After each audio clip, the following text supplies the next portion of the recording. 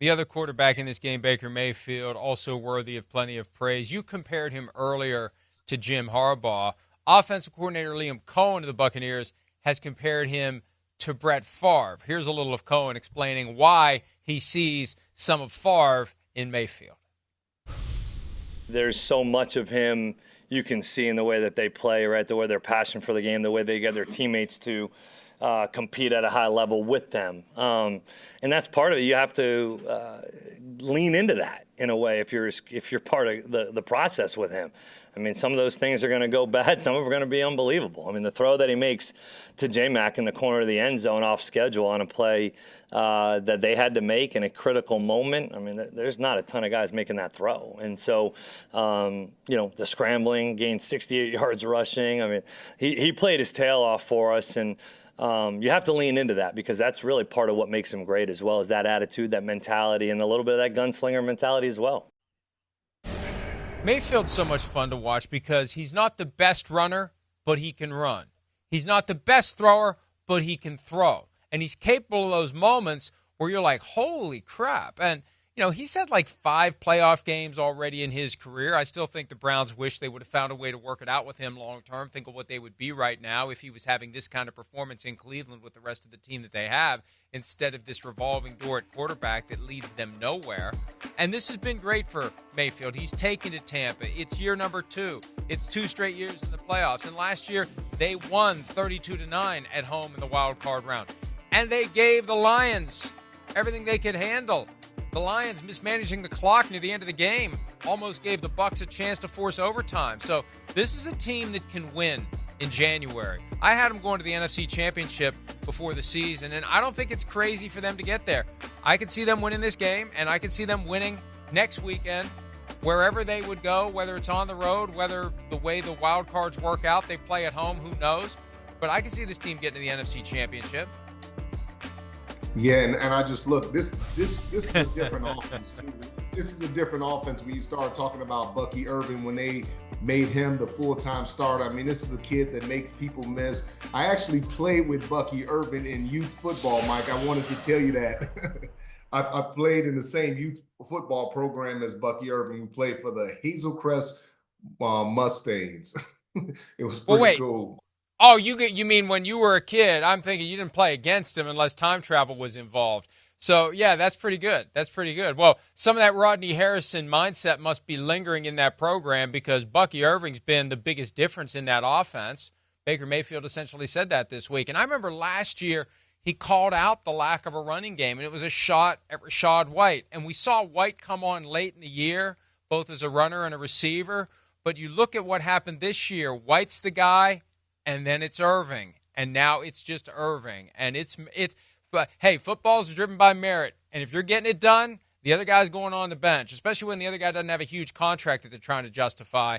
And it's been all Irving, and you combine that with the passing game fueled by Mike Evans, and this can be a very special offense. I've been telling Coach Dungy and Jack Collinsworth since I've seen Bucky Irving, I said, this is the guy. Every time he comes in, he gives this offense a spark. This offense is different. It's faster. It's more electric. It's tougher to defend. And when they really start utilizing him out of the backfield, catching passes and really just opening up the offense, I mean, they're going to be really dangerous. And then they do a good job at times of putting both running backs in there. And you talk about Jalen McMillan, the wide receiver, coming in and making his impact. I mean, this is a number 2. This is a rookie wide receiver that's come in and been a legit number 2. He's been consistent. He's making plays, and he just continues to get better. But I tell you, man, this Bucky Irving is special. I mean, you start to look at him, and the way he runs kind of reminds you of Bijan Robinson a little bit, kind of Barry Sanders, the way he jumps, cuts, and he's very patient. He's just a really good dynamic player and really smart move by them, moving him to the running back number 1 because it just wasn't cutting with Rachaad White. He was a 4th-round pick out of Minnesota and then Oregon, finished up his career at Oregon. 4th round, 125th overall. And it's one of the reasons why, there's a clip going around of a variety of folks questioning the decision of the Lions to use the 12th overall pick on Jahmyr Gibbs in 2023. Well, one of the reasons you question it is you can find guys like Bucky Irving in round 4 round 5. You can find special running backs undrafted. So you better be damn sure if you're going to use a 12th overall pick on a running back that this guy's going to be special. And it turns out the Lions were. But you can still find a guy who's pretty damn special at pick number 125, like the Buccaneers did with Bucky Irving. And I really do think that what we've seen this year with running backs like Saquon Barkley and Derrick Henry and Josh Jacobs and Jahmyr Gibbs, I think you're going to see the best of the best running backs get drafted higher because people are realizing, even though the supply outweighs the demand, the supply of special running backs is not as unlimited as we would think. And when you have one, you use him, you pay him, you keep him. And when you draft one, you're not paying him a ton of money as opposed to a free agent like, say, a Josh Jacobs, a 4-year, $48 million deal. No running back is getting drafted making that type of money. So you also get the benefit of that. And even if he's a 12th pick overall, he's not making, $12 to $15 million a year as a running back. And that's how it all started. Remember the Colts did that with Edgerrin James. You draft him, you finish his contract, maybe you tag him once, and then you say, I'll go find another one. And the guy doesn't get that big contract. And one of the other things that pushed it in this direction that we now have where teams are willing to use up and chew up a running back and draft another one was Shaun Alexander. After the Seahawks gave him a gigantic contract, 2005, 2006, the year after they went to the Super Bowl, they wanted out of that thing after 1 year.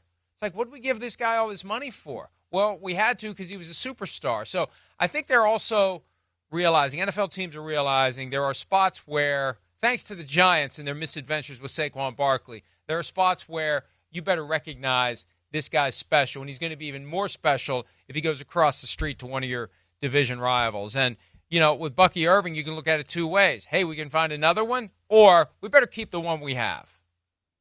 Well, you're not going to find another Bucky Irving. You're just not. That kid is special. And I'm going to go back to this, Mike. One of the coolest moments I've seen all year was when the Buccaneers decided to get Mike Williams that catch. That was really, really a special moment. And I just say this, if anybody has questions about Todd Bowles and his locker room and his ability to build a culture, all you do is look at that moment. And you look at that moment, and that moment, Coach Dungy was saying, oh, no, you don't give him the pass. There's no way it could be an interception. I said, Coach, it's bigger than that.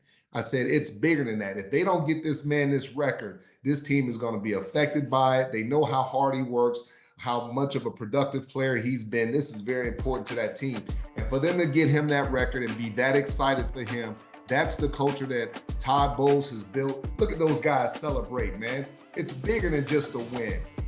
And that's what I love about this team, man. There are a team. And Todd Bowles, he's a quiet guy. He's not Mr. Personality, anything like that. But he's done a really good job with Tampa Bay, and he continues to make them a competitive team that you have to respect. A lot of props to Todd Bowles for that moment. Mike Evans already had the record for consecutive 1,000-yard seasons to start a career with 10. He has now tied Jerry Rice for 11 consecutive seasons of 1,000 yards at any point in a career, and he can break it next year. And he's just been consistent. He's been a machine, and he missed some time this year and still got to 1,000 yards. I was thinking earlier when you were talking about Jalen McMillan, that disastrous night against the Ravens on a Monday night when I actually thought the Bucs would win, and they got blown out, and then they were trying furiously to come back late. They lose Evans early.